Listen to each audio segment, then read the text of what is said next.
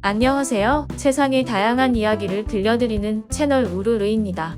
요즘 코로나로 인한 거리두기 제한이 해제되면서 해외여행을 가는 사람들이 참 많아지고 있는데요. 만약 우리가 다른 나라를 여행하게 된다면 어떤 점을 가장 많이 고려하게 될까요? 문화 차이로 인한 소통의 불편함? 내 입에 맞지 않는 음식? 아니면 예상하지 못하게 일어날 수 있는 일들? 많은 것들을 생각해 볼 수 있겠지만 그 중에서도 가장 중요하게 고려되는 점은 그 나라로부터 나의 신변이 안전한지에 대한 인식, 바로 치안입니다. 이곳은 브라질인데요. 보시는 화면은 영화 촬영 현장이 아닌 평범한 주말을 보내는 브라질의 한 시내를 촬영한 모습입니다. 아무렇지도 않게 총을 들고 경찰과 총격전을 벌이는 나라를 보면 치안이 얼마나 중요한지 다시 한번 생각하게 됩니다.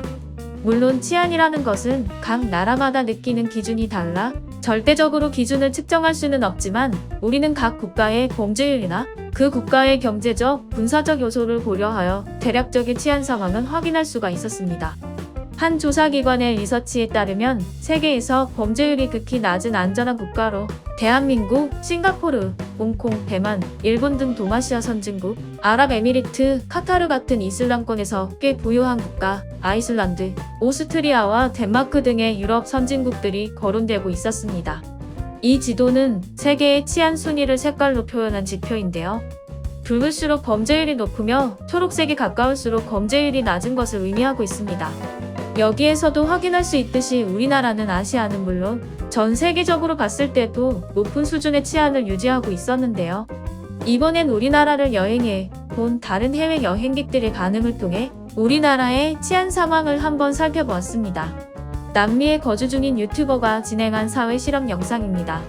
그는 한국의 치안이 얼마나 안전한지 자신이 보여주겠다며 몰래카메라를 진행하였습니다. 그는 한국의 한 카페에 들어가 의자에 가방을 올려놓고 책상엔 노트북과 개인 소지품 여러 점을 올려놓고 10분 동안 돌아다닌 후 과연 소지품이 얼마나 도난당했는지 확인하는 실험이었는데요. 그 돌아다니는 10분 동안에도 그는 한국의 시장과 여러 매장들을 둘러보면서 놀라움을 금치 못했습니다. 물건을 밖에다 놓고 파는 상황 자체가 놀랍다는 것이었는데요. 일부 다른 국가의 경우 밖에다 내놓고 물건을 판매하는 경우 도난율이 매우 높아 밖에 내놓은 상품을 싹 다 가져가는 경우도 부지기수라고 합니다.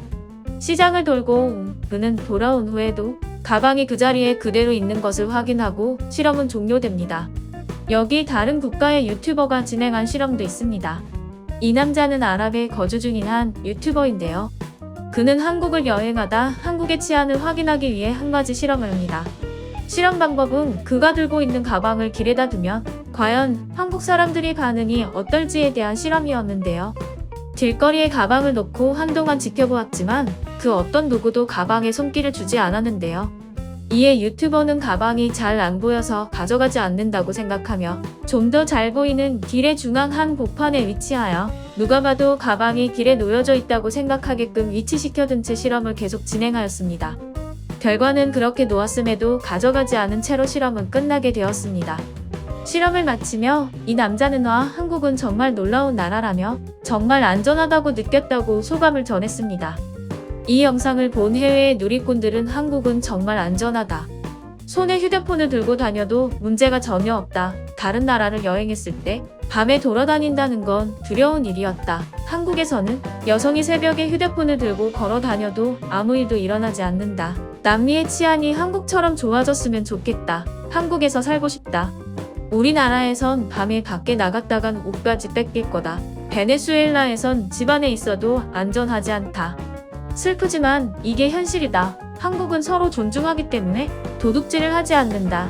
남미는 100년 즈음 지나면 한국과 비슷해질까? 한국에 가보고 싶다. 한국의 문화 정말 마음에 든다. 흥미로운 국가다. 우리는 상대를 존중하는 것을 배워야 하며 그건 한국인에게 배워야 하는 점이다. 북한과의 긴장감으로 인한 언론 보도 때문에 이렇게 평온할 것이라 생각하지 못했다. 언젠간 나도 한국에서 살고 싶다 등의 반응이었습니다. 우리는 일상 속에 녹아있던 당연한 것들이라 사실 잘 인지하지 못했었는데 이것이 다른 나라에선 간절하게 누리고 싶어하던 자유라는 사실이 놀라웠습니다.